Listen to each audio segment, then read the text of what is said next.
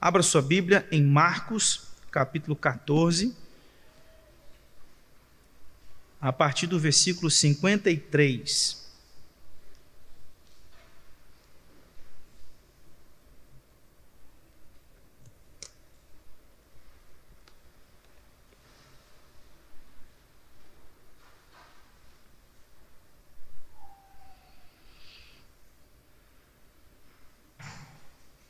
Marcos, capítulo 14, a partir do versículo 53. Eu farei a leitura e os irmãos estejam acompanhando. Assim nos diz a palavra do nosso Deus. E levaram Jesus ao sumo sacerdote, e reuniram-se todos os principais sacerdotes, os anciãos e os escribas. Pedro seguira-o de longe, até o interior do pátio do sumo sacerdote, e estava sentado entre os serventuários, aquentando-se ao fogo. E os principais sacerdotes e todo o sinédrio procuravam algum testemunho contra Jesus para o condenar à morte, e não achavam. Pois muitos testemunhavam falsamente contra Jesus, mas os depoimentos não eram coerentes. E levantando-se alguns, testificavam falsamente, dizendo: nós o ouvimos declarar: eu destruirei este santuário edificado por mãos humanas, e em 3 dias construirei outro, não por mãos humanas. Nem assim o testemunho deles era coerente. Levantando-se o sumo sacerdote no meio, perguntou a Jesus: nada respondes ao que estes depõem contra ti? Ele, porém, guardou silêncio e nada respondeu. Tornou a interrogá-lo o sumo sacerdote e lhe disse: és tu o Cristo, o Filho do Deus bendito? Jesus respondeu: eu sou. E vereis o Filho do Homem assentado à direita do Todo-Poderoso e vindo com as nuvens do céu. Então o sumo sacerdote rasgou as suas vestes e disse: que mais necessidade temos de testemunhas? Ouvistes a blasfêmia? Que vos parece? E todos o julgaram réu de morte. Puseram-se alguns a cuspir nele, a cobrir-lhe o rosto, a dar-lhe murros e a dizer-lhe: profetiza! E os guardas o tomaram a bofetadas. Estando Pedro embaixo no pátio, veio uma das criadas do sumo sacerdote, e vendo a Pedro que se aquentava, fixou-o e disse: tu também estavas com Jesus o Nazareno. Mas ele o negou, dizendo: não conheço, nem compreendo o que dizes. E saiu para o alpendre, e o galo cantou. E a criada, vendo-o, tornou a dizer aos circunstantes: este é um deles. Mas ele outra vez o negou. E pouco depois os que ali estavam disseram a Pedro: verdadeiramente és um deles, porque também tu és galileu. Ele, porém, começou a praguejar e a jurar: não conheço esse homem de quem falais. E logo cantou o galo pela 2ª vez. Então Pedro se lembrou da palavra que Jesus lhe dissera: antes que 2 vezes cante o galo, tu me negarás 3 vezes. E caindo em si, desatou a chorar. Até aqui a leitura da palavra do Senhor. Irmãos, nós vimos no sermão anterior que Jesus foi para o Getsêmani se preparar para o momento onde ele seria preso e passaria por todo o processo de julgamento e depois a crucificação. E estando lá no Getsêmani, Jesus orou por 3 vezes: Abba, Pai, tudo te é possível, passa de mim este cálice, contudo não seja o que eu quero, e sim o que tu queres. E depois de orar por 3 vezes, Judas chega com uma multidão para prender Jesus. Então a vontade de Jesus não foi feita, e sim a vontade de Deus, a vontade do Pai.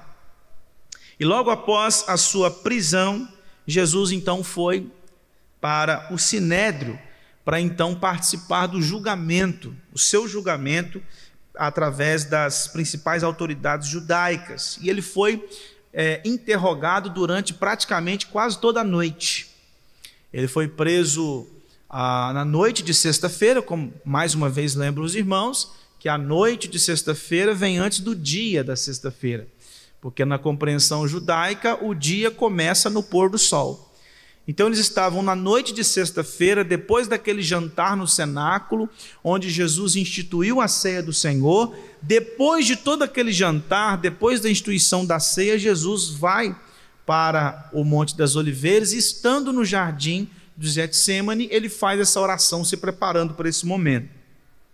Eles então prendem Jesus já em alta hora da noite, e Jesus passa boa parte daquela noite nas mãos dos escribas, dos anciãos e de todos aqueles que compunham o sinédrio.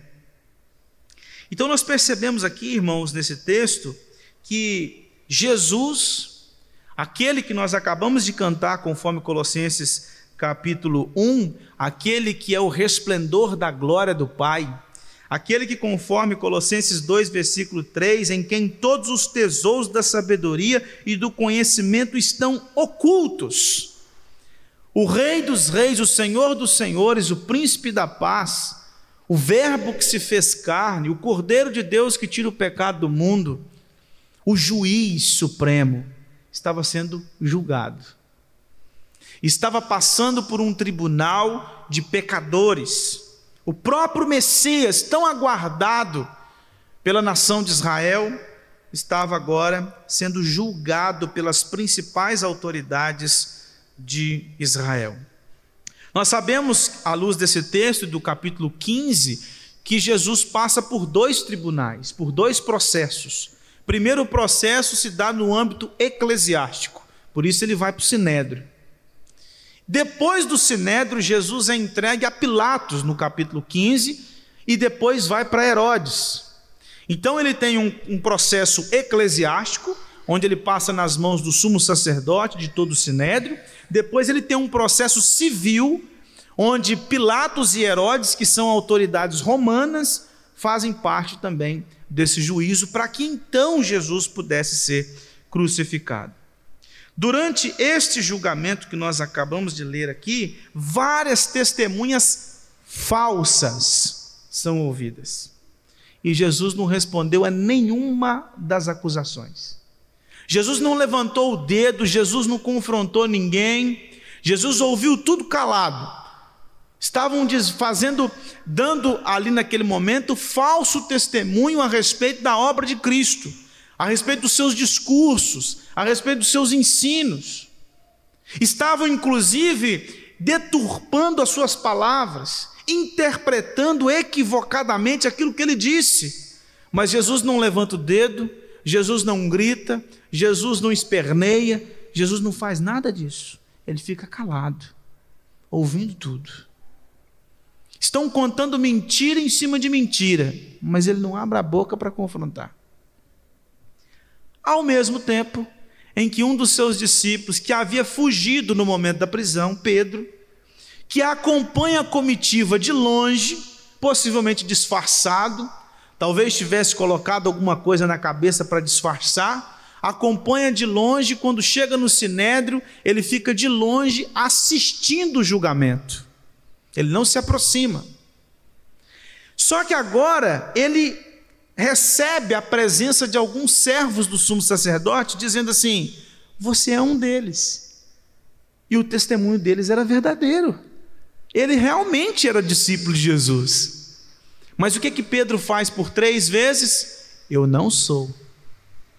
Enquanto Cristo, o Filho de Deus, estava perdendo a sua vida para fazer a vontade do Pai, Pedro estava salvando a sua pele para o seu próprio bem-estar. Enquanto Cristo não rebateu nenhuma das acusações, porque ele sabia que tudo estava acontecendo de acordo com a vontade de Deus, Pedro rebateu as acusações verdadeiras, porque ele estava pensando na sua pele, nas consequências de uma resposta verdadeira. Porque se ele diz para aquelas pessoas: sim, eu sou discípulo de Cristo, alguns daqueles servos teriam se levantado no meio do julgamento e dizendo assim: olha um deles aqui, olha um discípulo dele aqui. E Pedro teria que passar pelo julgamento também. Mas para não passar pelo julgamento, ele fica calado. Não, ele confronta. Ele fala mentiras por 3 vezes.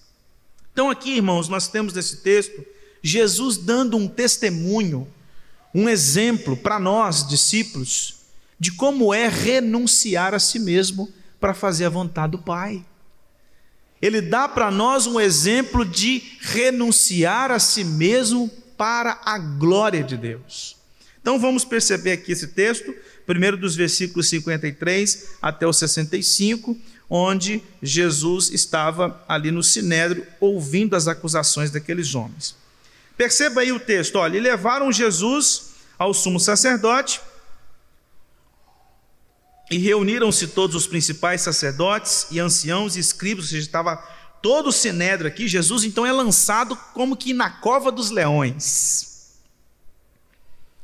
Ele é lançado no meio das autoridades judaicas, do pessoal da cúpula da religião judaica. Versículo 54.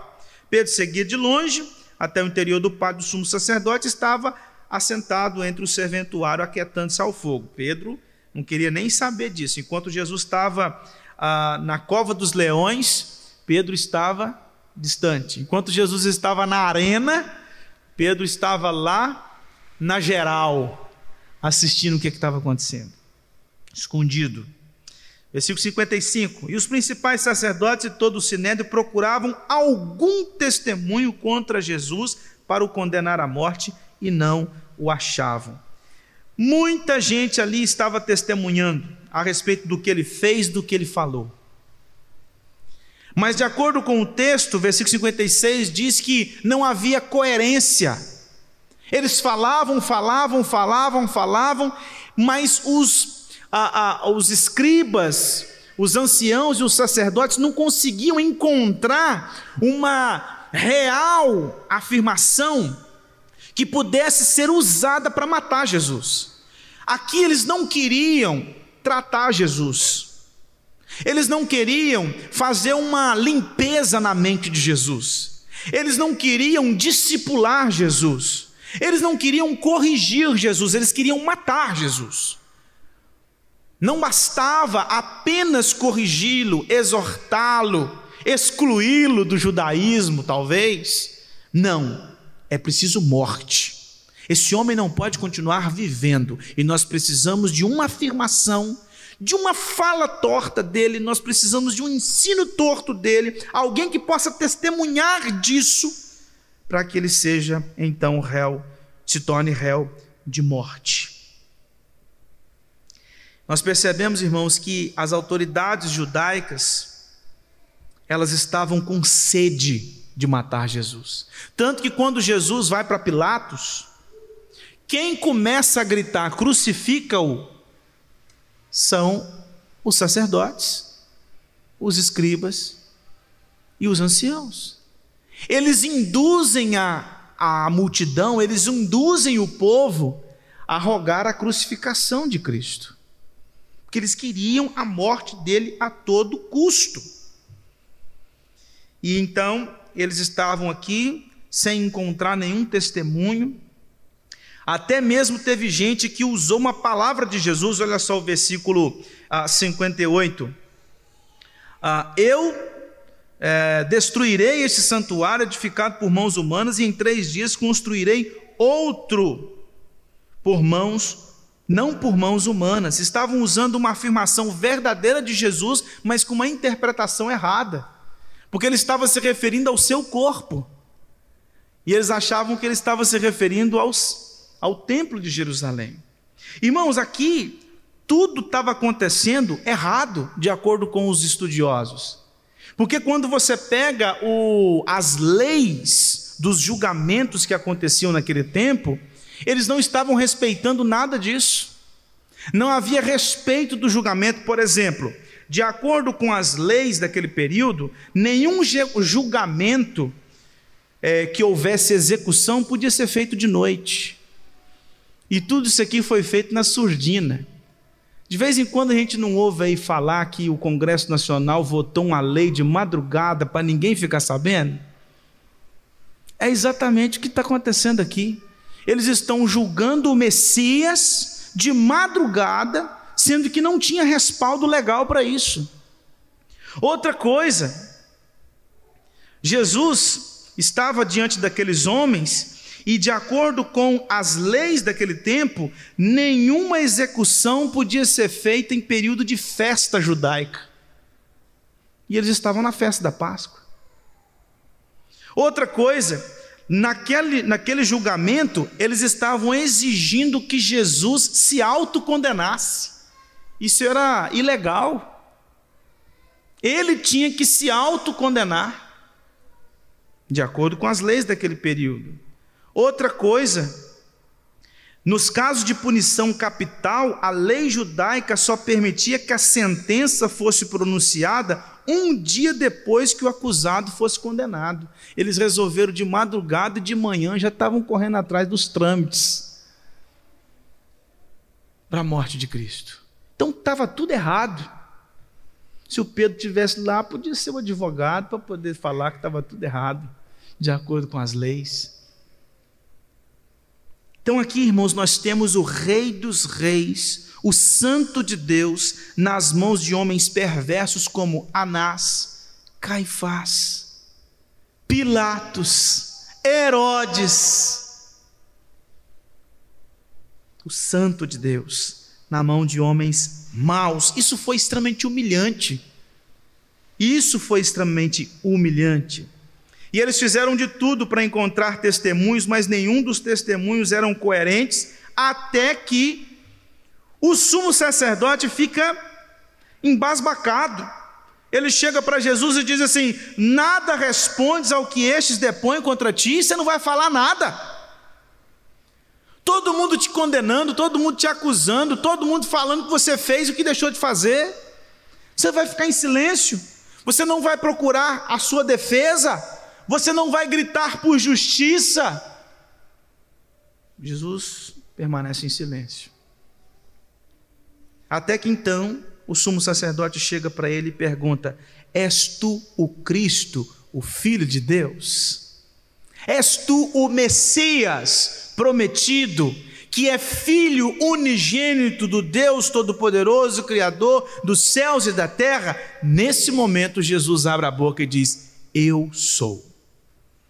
Eu sou o Messias, eu sou o Filho de Deus, eu sou o Cordeiro de Deus que veio tirar o pecado do mundo, eu sou o Príncipe da Paz, eu sou o Messias prometido antes da fundação do mundo, eu sou aquele que Deus disse a Adão e Eva lá no Éden, eu sou aquela semente. E aí o que acontece no texto? O sumo sacerdote então rasga suas vestes, dizendo: isso é blasfêmia. Só que Jesus estava dizendo tão somente aquilo que a Escritura fala a respeito dele. No Salmo 110, Davi falou a respeito disso.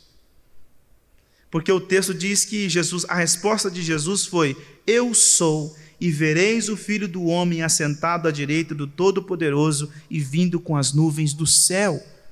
Isso está registrado em Daniel capítulo 7. Isso também está registrado no Salmo 110. Ele se utiliza das Escrituras para dizer: é exatamente isso que você acabou de dizer. Eu sou aquele que é o Filho de Deus, o Messias. E não só isso,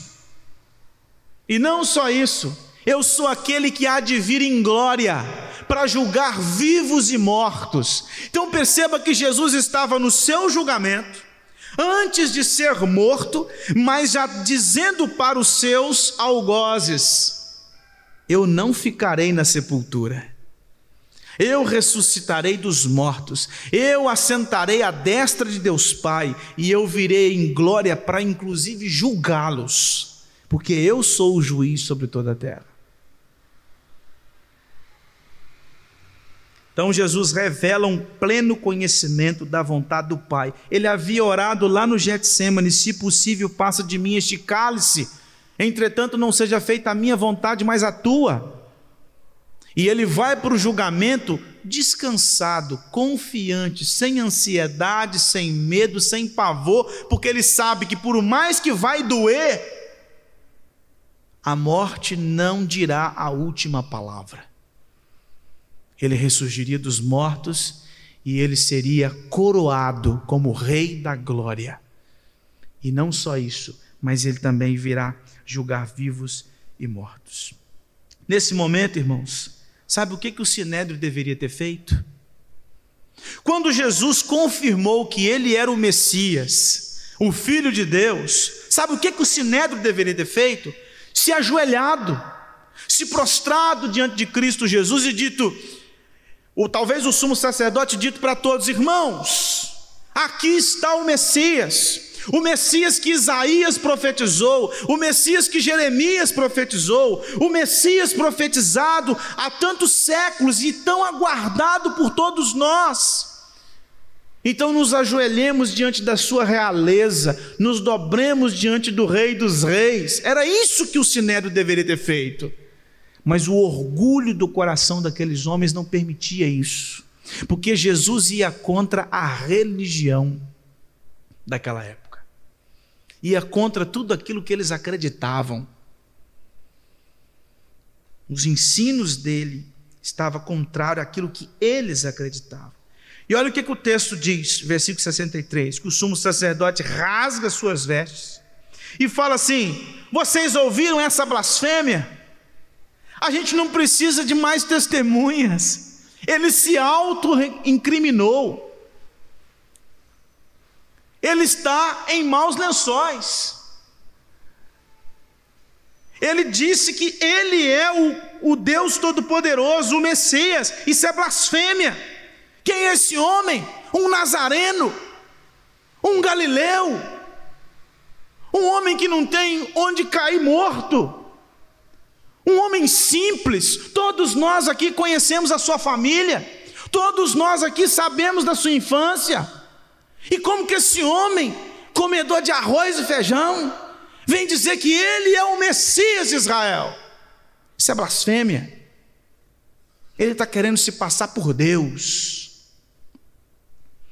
E aí o texto diz que as autoridades, os homens santos, os donos da moralidade, fazem o quê? Cospem em Jesus, dão um murro em Jesus.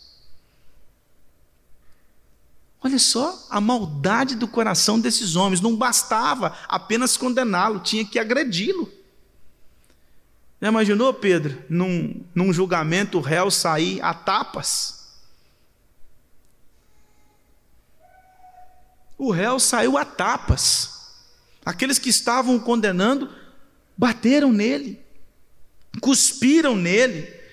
E ainda de acordo com o registro de Mateus, eles batiam em Jesus e falavam assim: você não é Deus? Então descobre quem é que te deu esse soco.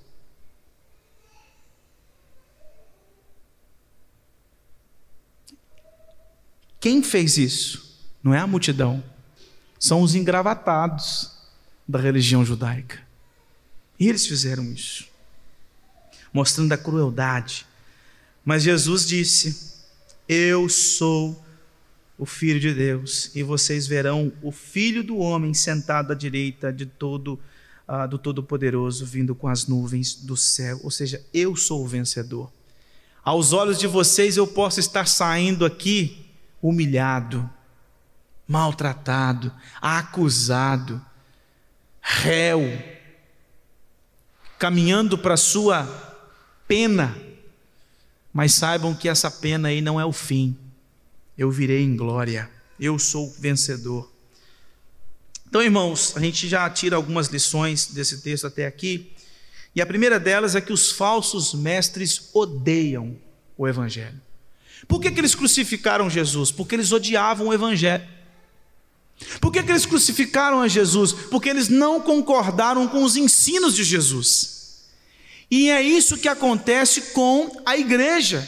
Nós sofremos perseguição muitas vezes daqueles que se dizem religiosos, daqueles que se dizem cristãos, porque nós pregamos o verdadeiro evangelho.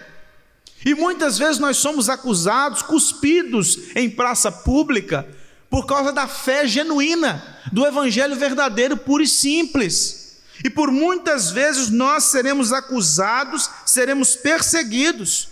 Mas o que nós aprendemos nesse texto? A agir como Cristo. ser fiel até a morte.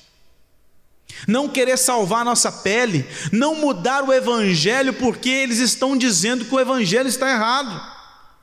Não mudar o evangelho, não mudar o discurso. Jesus poderia na frente do Sinédrio ter dito assim: eu renuncio tudo que eu disse, eu renuncio tudo que eu preguei, eu renuncio o que eu acabei de falar. Mas ele não fez isso, ele se manteve fiel até o fim. Assim nós devemos também manter fiel até o fim e descansar no cuidado do Senhor, sabendo que Deus está no controle e que Ele há de julgar todos aqueles que se levantam contra o seu ungido. O juízo de Deus virá sobre todos aqueles que têm perseguido a igreja por causa da fidelidade. Também, irmãos, devemos nos lembrar da palavra de Jesus lá em João capítulo 15, versículo 20. Lembrai-vos da palavra que eu vos disse: não é o servo maior do que seu senhor. Se me perseguiram a mim, também perseguirão a vós outros. Salomão disse: alguém há cuja tagarelice é como pontas de espada. Davi implorou: Senhor, livra-me dos lábios mentirosos, da língua enganadora. Muitas vezes dirão falso testemunho a seu respeito, contarão mentiras a seu respeito, dirão inverdades a seu respeito. E como que você vai se defender? Como Pedro ou como Cristo? Lembre-se do que disse Jesus: ai de vós quando todos vos louvarem. Uma igreja que procura os aplausos da sociedade, ela está desagradando ao Senhor. Porque Jesus disse em Mateus 5,11: bem-aventurados sois quando por minha causa vos injuriarem e vos perseguirem, e mentindo disserem todo mal contra vós. Vocês são felizes quando isso acontecer. Vocês não são felizes quando vocês caem nas graças da sociedade. Uma igreja legal, uma igreja que agrada a sociedade, uma igreja que inclusive é ovacionada pela sociedade, uma igreja que ganha espaço nas maiores emissoras de TV, uma igreja que está estampada em tudo quanto é outdoor e que é aplaudida inclusive pelas autoridades civis, é uma igreja que está caminhando longe da vontade de Cristo. Porque a verdadeira igreja, ela é perseguida, ela é humilhada, ela é cuspida, ela é esmurrada. Ela é alvo de nojo da sociedade. Porque a igreja fiel ao evangelho prega um evangelho que a sociedade não gosta. A gente aprende com esse texto também, irmãos, a não sair se defendendo dos nossos acusadores. Jesus poderia ter ido para a briga também. Jesus poderia ter arregaçado as mangas e, não, eu não vou deixar eles me acusarem falsamente. Eu não fiz nada. O que eu fiz de errado? Esse julgamento é injusto. A forma como esse julgamento está acontecendo é injusta. Eu conheço as leis. Eu sei que não pode ser assim. Jesus poderia ter se levantado. Olha, eu não posso ser condenada de madrugada, tem que esperar até amanhã. Jesus poderia ter dito assim: não, vamos esperar a festa da Páscoa acontecer. Jesus poderia ter dito assim: olha, essas acusações são tudo mentira, eu não falei nada disso. Ele fez isso? Não, ele ficou calado. Sabe o que isso me ensina, irmãos? E ensina a você também? Não se preocupe com a sua honra. Não se preocupe com o seu nome. Não se preocupe com as injustiças que são feitas a seu respeito. Se preocupe com a honra de Deus. Se preocupe com a glória de Deus. Se preocupe em defender a glória dele. Cristo deixou-se ser humilhado para que a glória de Deus ocorresse, para que o nome do Pai fosse glorificado. Ele não estava preocupado com as mentiras, porque ele sabia que lá no Getsêmani ele havia orado: se possível, passe de mim este cálice. Mas Deus não quis. E o meio pelo qual ele seria crucificado seria através de mentira, de falsos testemunhos e de um julgamento totalmente errado. Mas o que ele faz? Deus é soberano. Não está acontecendo nada à toa. Mesmo sendo acusado dessa forma e passando por um julgamento desse jeito, Deus está no controle. E as coisas vão acontecer assim. A gente tem que se lembrar do que disse Jesus: quem quiser salvar a sua vida vai perdê-la. Às vezes você, quando acusado, quando perseguido, vai tentar se defender, vai sair se defendendo para baixo, para cima, vai sair, o que nós vimos hoje, né? Vai sair correndo atrás dos seus direitos, vai sair brigando com todo mundo. Eles vão cuspir em você, você vai cuspir de volta. Vão te dar um murro, você vai dar murro de volta, porque você não pode levar desaforo para casa. Você tem que defender o seu nome, você tem que defender a sua honra. Não é assim que funciona. Quem quiser salvar a sua vida vai perdê-la, e quem perder a sua vida por minha causa vai salvá-la. Isso não significa, irmãos, que você não possa se defender judicialmente de acusações falsas. Vamos supor que você está lá na sua casa, chega um promotor de justiça com uma procuração, que fala? Procuração? Mandato de prisão, né? Mandato judicial dizendo assim que você foi acusado de homicídio, mas você nunca matou ninguém. O que você vai fazer? Vai ligar para o Pedro ser seu advogado, para ele mostrar para a justiça que você não está devendo nada. O que eu estou falando aqui não significa que chegou uma acusação dessa, você não vai correr atrás de advogado, você não vai correr atrás daquilo que a justiça secular pode proporcionar. Não é isso.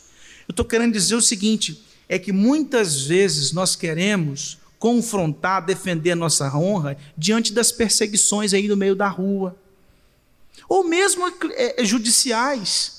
Às vezes encontraram alguma mentira como sendo verdade, estão usando contra você, mas antes de confiar no trabalho do Pedro, você confia no trabalho do advogado.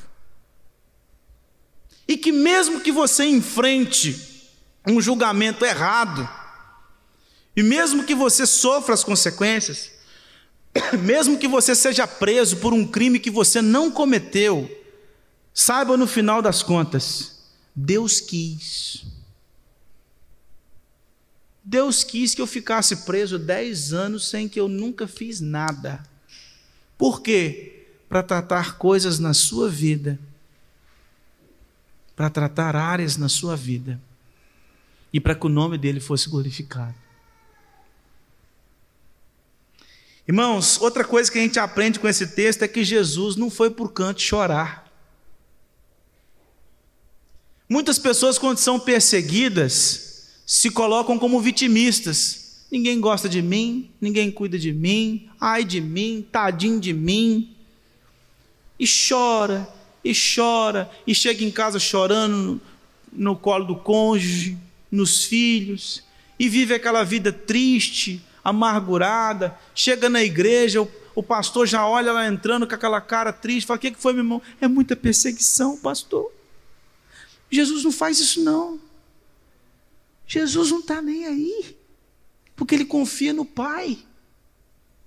Então, antes de sair aí vitimista, achando que ninguém gosta de você, que você está sofrendo demais, você está sofrendo pouco. Você era para estar sofrendo muito mais. Você era para estar sofrendo muito mais, porque se o Santo de Deus passou por tudo isso, você que é um miserável pecador, que não merece vestir a roupa que você está vestindo, é acusado aqui ou ali? Então, nós não podemos agir dessa forma, temos que nos lembrar que todas as coisas cooperam para o bem, até a perseguição, até os julgamentos, até as acusações falsas. E esse texto também me ensina, irmãos, até aqui, a certeza de que um dia Cristo vai voltar, que os mentirosos serão condenados, que os juízes que julgaram de maneira errada vão ser julgados, que os maus enfrentarão o juízo daquele que é o juiz supremo, que nada ficará impune, que os que hoje saem vitoriosos, amanhã vão perder, vão enfrentar a ira de Deus, vão enfrentar o juízo, e somente a igreja vai ser arrebanhada, vai ser cuidada, vai ser reunida para viver com o Senhor pelos séculos dos séculos. Ele virá em glória, o sofrimento vai acabar, a perseguição vai acabar e todos os perseguidores serão condenados. Todos os maus serão julgados e só a igreja triunfará com Cristo e em Cristo. Seguindo o texto, versículo 63, 66, estando Pedro embaixo do pátio, olha o outro jeito de reagir a um julgamento. Esse aqui é o nosso jeito de reagir. O primeiro é o jeito de Cristo, agora é o nosso jeito. Aqui é o jeito que o Arthur, que o Gilmar, que a Valéria, que a Damaria reage. Estando Pedro embaixo no pátio, veio uma das criadas do sumo sacerdote e vendo a Pedro que se aquentava, fixou-o e disse: tu também estavas com Jesus o Nazareno. Mas ele o negou, dizendo: não conheço nem compreendo o que dizes. Ou seja, não vem me colocar nessa não, que eu não tenho nada a ver com isso. E saiu para o alpendre e o galo cantou. E a criada, vendo-o, tornou a dizer aos circunstantes: esse é um deles. E Pedro então já estava vendo as coisas acontecendo, né? Os cochichos. E vão me jogar no fogo. Daqui a pouco isso vai chegar lá no sumo sacerdote, virão me buscar, vão me colocar lá no meio da cova também, junto com Jesus, eu vou dar a mão para ele, nós vamos sofrer a crucificação, e eu não quero passar por isso, eu quero salvar a minha pele. Mas aquele que quiser salvar a sua vida, perdê-la. Mas ele outra vez o negou, e pouco depois os que ali estavam disseram a Pedro: verdadeiramente és deles, é um deles, porque também tu és galileu. Isso é verdade. Ele não era discípulo de Jesus, ele não fazia parte do colégio apostólico, ele não andava com Jesus, não era ele que estava no Getsêmani, não era ele que disse para Jesus: tu és o Cristo, o Filho do Deus vivo. Era ele, isso é verdade. Mas ele está pegando as acusações, os testemunhos verdadeiros, e dizendo que são falsos. E Jesus, que estava ouvindo testemunhos falsos, não rebateu. Ele, porém, começou a praguejar e começou a xingar, começou a falar um monte de coisa. Ele saiu de si, desceu do tamanco e começou a gritar e a jurar. Vocês lembram do que Jesus disse lá em Mateus capítulo 5, versículo 37, seja porém a tua palavra sim, sim, não, não, o que diz passar vem do maligno. Ele estava respondendo errado, ele estava mentindo, mas para tornar a mentira dele uma mentira que deveria ter credibilidade na sua palavra, ele começa a jurar. Ele começa: não, o que eu estou falando é verdade mesmo, eu juro diante de Deus que de fato eu não sou discípulo de Cristo. E Jesus falou: não, vocês não podem sair jurando aí, a palavra de vocês tem que ser sim, sim, não, não, o que passar disso vem do maligno. Está aqui Pedro de novo sendo influenciado por Satanás. O Pedro que disse antes para Jesus: não, o Senhor não vai passar por julgamento, o Senhor não vai passar por crucificação, o Senhor não vai ser perseguido, nada disso vai acontecer. Jesus vira para ele e fala assim: arreda-te, Satanás. Agora está o mesmo Pedro sendo usado pelo diabo para dizer: eu não faço parte do colégio apostólico, eu não sou membro da igreja, eu não sou cristão. Versículo 72. E logo cantou o galo pela segunda vez. Então Pedro se lembrou da palavra que Jesus lhe dissera: antes que 2 vezes cante o galo, tu me negarás 3 vezes. Vocês lembram que Jesus, lá no cenáculo, estando com os discípulos, ele disse assim: olha, quando eu for preso, vocês ficarão escandalizados e vocês vão fugir. Pedro levantou e falou assim: eu não vou fugir. Os outros podem até fugir, mas eu não. Jesus vira para Pedro e fala assim: Pedro, antes que o galo cante, 2 vezes você vai me negar 3. E ele fala assim: isso não vai acontecer. Continuava afirmando que ele não ia fazer isso. Quando ele nega Jesus 3 vezes e o galo canta, ele se lembra: nossa, não é que eu fiz exatamente o que Jesus disse que não era para ter feito? Não é que eu o neguei 3 vezes, dizendo que eu não sou discípulo dele? E aí o finalzinho do versículo 72 diz: e caindo em si, desatou a chorar. Irmãos, a tristeza tomou conta de Pedro. Pedro ficou profundamente triste pelo que ele havia feito. E eu tenho quase certeza que aqui Pedro entendeu, caiu em si: eu não sou tão bom como eu achava que eu era. Eu não sou tão cristão assim, tão discípulo de Cristo, como eu achava que eu era. E ele reconhece a sua covardia, ele reconhece que ele foi covarde, que ele foi medroso, ele reconhece que ele foi mentiroso, ele reconhece que ele também traiu o mestre, de uma outra maneira, mas traiu. E ele então desaba a chorar, ele fica extremamente triste, extremamente triste. O que a gente aprende aqui, irmãos, com esse texto? Quão profunda e vergonhosa são as vezes que um santo de Deus cai. Irmãos, infelizmente, mesmo depois de salvos, a gente cai, a gente peca. O pecado ainda faz parte da nossa natureza, e a gente ainda fracassa. E a gente precisa se lembrar disso todos os dias, e por isso vigiar e orar, que foi o que Jesus disse para Pedro. Vigiar e orar para não entrar em tentação. Muitas vezes nós vivemos situações, somos afrontados por pessoas, vivemos circunstâncias das mais diversas que nos levam a pecar. Mas por isso que eu e você precisamos entender que é preciso ter uma vida de vigilância, de dependência de Deus, de oração, porque nós faríamos como Pedro. Se eu ou você estivéssemos lá, possivelmente você também não iria para o meio, você também fugiria, porque se Jesus estava sendo acusado sem nunca ter feito nada, você também seria acusado sem nunca ter feito nada. Se ele seria morto, você também seria. O que nós precisamos fazer, irmãos, é entender quem somos, a fragilidade. Você nunca pode olhar para esse texto. Eu já vi muitos crentes fazendo isso. Esse Pedro, eu vou te falar, viu? Para com isso. Você é igualzinho.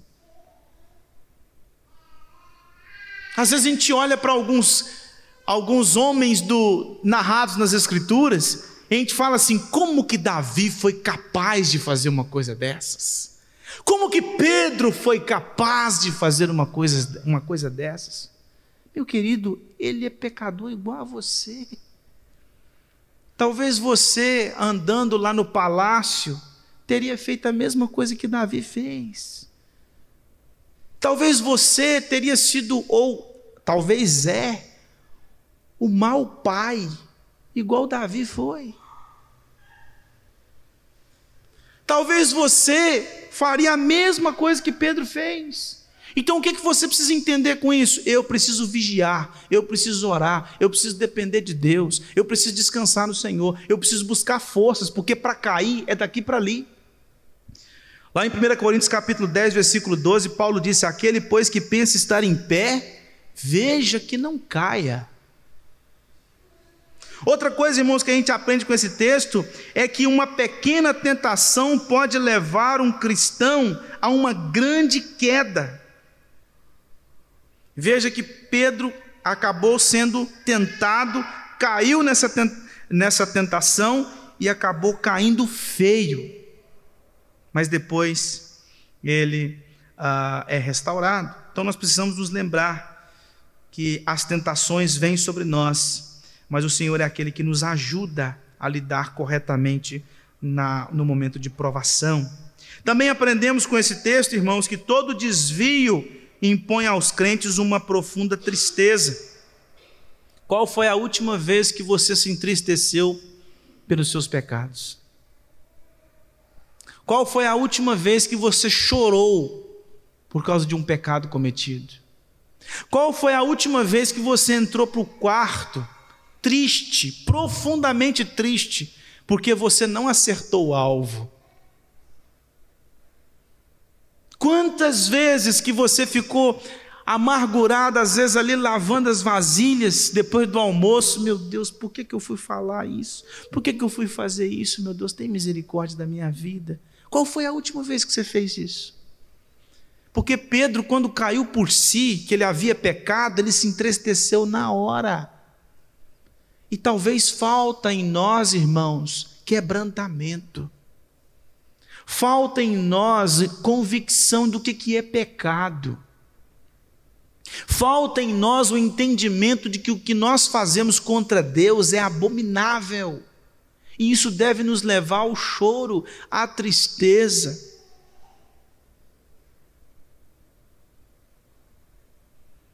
Mas também nós precisamos nos lembrar que, se chegarmos a pecar, muitas vezes Deus vai permitir que a gente sofra as consequências. Ele pode até nos restaurar, mas Ele não deixa que as consequências também sejam arrancadas. Você sabe, por exemplo, da história de Davi. Deus perdoou Davi, mas o filho não viveu, não continuou vivo. O filho morreu. Você conhece da história de Davi. Deus perdoou Davi, mas como é que foi a casa de Davi? Uma bagunça. Os filhos tudo bagunçado, um matando o outro, e um inclusive ainda se levantando contra ele. Consequências das escolhas, dos pecados. Deus perdoou Davi? Deus perdoou Davi, mas as consequências ficaram. E às vezes você vai enfrentar as consequências dos seus pecados. Isso não é porque Deus é mau. Talvez é para poder você se lembrar que Deus foi misericordioso com você. Irmãos, mas Pedro não ficou no choro. Você sabe muito bem que lá em João capítulo 21, Pedro é restaurado. E Jesus pergunta para ele, que é Deus, né? Pergunta para ele 3 vezes, do mesmo jeito que ele negou 3 vezes. Pedro, tu me amas? Tu sabes que eu te amo, Senhor. Pedro, tu me amas? Tu sabes que eu te amo, Senhor. Pedro, tu me amas? Senhor, o Senhor sabe de todas as coisas e sabe que eu te amo. Talvez o que Pedro quisesse dizer na terceira resposta foi: o Senhor sabe que eu não gostei do que eu fiz. O Senhor sabe muito bem da tristeza que invadiu meu coração quando eu neguei o Senhor 3 vezes. Mas isso não é por falta de amor. É porque eu entendi, Senhor, que eu sou inconstante, que eu não sou quem eu achava que eu era. E aí o que Jesus fala para ele? Pastoreia as minhas ovelhas. Vai pregar o evangelho, Pedro. E Pedro vai escrever 2 cartas. E Pedro vai ser o principal discípulo de Cristo em Atos, até a chegada de Paulo. O homem que negou Cristo 3 vezes foi restaurado. Assim você também pode ser restaurado.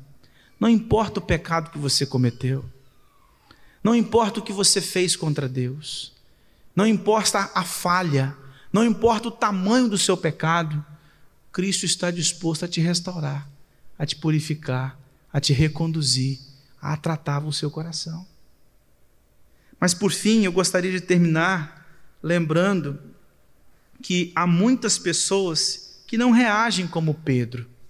Há muitas pessoas que reagem como Judas. Judas traiu Jesus e, de acordo com Mateus capítulo 27, os versículos 3 a 5, ele não procurou resolver as coisas com Jesus. Pedro ficou triste, ficou decepcionado. mas ele continuou discípulo de Cristo até o momento em que Cristo chegou para ele e o restaurou. Judas não. De acordo com Mateus capítulo 27, Judas entendeu: eu traí sangue inocente, eu não deveria ter feito isso, o que eu fui fazer, meu Deus? O que eu fiz é imperdoável. E aí o que Judas faz? Tira a sua vida. Ele não conseguia viver com aquela carga de ser o traidor, com aquela carga de ter traído o mestre. E ele então dá cabo da sua vida no lugar de buscar restauração e perdão em Cristo. Ele não resolveu as coisas do jeito certo. E você sabia, irmãos, que há muitas pessoas que são assim? Muitas pessoas, elas estão tão agarradas aos seus pecados que elas olham e falam assim: não tem jeito para mim, o que eu fiz é imperdoável, então não adianta nem orar, não adianta nem buscar, não adianta, porque Deus não vai me perdoar. A minha lista de pecados é terrível, o que eu fiz no passado nem Cristo resolve. E aí se fecham no orgulho e não procuram a restauração. E o que vai acontecer com essas pessoas? Vão morrer sem perdão. Talvez você é alguém que está assim. Talvez você ache que não tem condições para você. Talvez você ache que a única solução para a sua vida é tirar a sua própria vida. Talvez você ache que a única solução para você é não se envolver com Deus. Você se sente sujo demais para buscar o perdão. Mas eu quero te dizer que o sangue de Cristo é poderoso para purificar qualquer pecado, exceto a rejeição do Evangelho. Mas se você ouvir o convite dele: vinde a mim, todos os que estáis cansados e sobrecarregados, e eu vos aliviarei. Tomai sobre vós o meu jugo e aprendei de mim, porque sou manso e humilde de coração, e achareis descanso para a vossa alma, porque o meu jugo é suave e o meu fardo é leve.